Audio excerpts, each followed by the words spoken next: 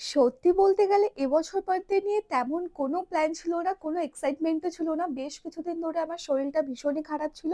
তাই বার্থডে নিয়ে কোনো প্ল্যানই করিনি। বাট সাডেনলি প্ল্যান হওয়াতে রেডি হয়ে বেরিয়ে পড়েছি। আজ আমরা এসেছিলাম ব্লুকে। এখানে আমি 4th টাইম ভিজিট করছি। প্লেসটা আমার বেশ ভালোই লাগে। আজ যেহেতু মানডে ছিল তাই ফাঁকাই ছিল। আর এখান থেকে রুফটপের ভিউটা কিন্তু ভীষণ ভালো। পুরো নিউ টাউনের একটা বেশ ভালো ভিউ পাওয়া যায়। এবার পালা কেক কাটিং এর।